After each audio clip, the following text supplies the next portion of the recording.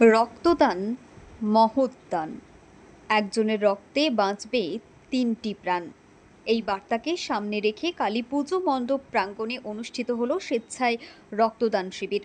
বুধবার বেলা ১২টা থেকে পুঞ্চা ব্লকের রমাইডি ব্রাহ্মণপাড়া কালী মন্দিরে স্বেচ্ছায় রক্তদান শিবির অনুষ্ঠিত হয়।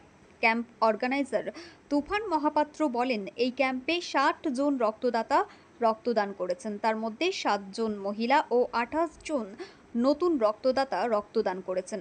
উপস্থিত ছিলেন রাজ্যের পশ্চিমাঞ্চল উন্নয়ন পর্ষদের মন্ত্রী সন্ধ্যা রানী টুডু, পুঞ্চা পঞ্চায়েত সমিতির সভাপতি অনিল বরণ সহিস, বিশিষ্ট সমাজসেবী গুরুপদ টুডু সহ বিশিষ্টজনেরা।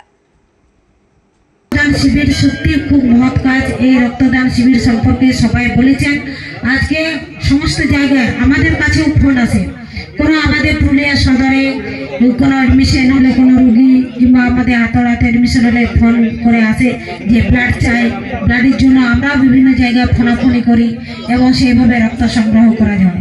এবং আমাদের কলকাতা মেডিকেল কলেজ থেকে, আমাদের পিজি থেকে, সেখানেও যদি কোনো রুগী যদি সেরকম ভর্তি হয়, সেখানে ব্লাডের জন্য আমাদেরকে ফোনে আমাদের কাছে বলা হয়, সেখানেও আমরা যে কোনোভাবে আমরা বন্দোবস্ত করে দিই।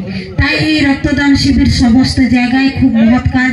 আজকে আমাদের এখানে কতগুলো ডোনেট করছেন, সেটা আপনারা দেখুন। আগামী দিন যাতে আরও মায়েরা, বোনেরা, যারা যুব শক্তি সবাই এগিয়ে আসুক, তারা আবার ব্লাড ডোনেট করুক এবং আমাদের পুরুলিয়া জেলায় যাতে ব্লাডের জন্য কোনো ক্রাইসিস না হয় এবং অন্যান্য জায়গায়, অন্যান্য ডিস্ট্রিক্টেও আমরা সেটা ডিস্ট্রিবিউশন করতে পারি, যে আমাদের এখান থেকে আমরা সংগ্রহ করে এখানে রেখেছি।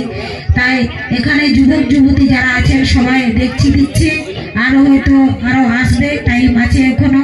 তবে এই উদ্যোগ মহৎ উদ্যোগ, সাধুবাদ উদ্যোগ। আগামী দিন আমাদের এই এলাকার যুবক যুবতী যাতে ভালো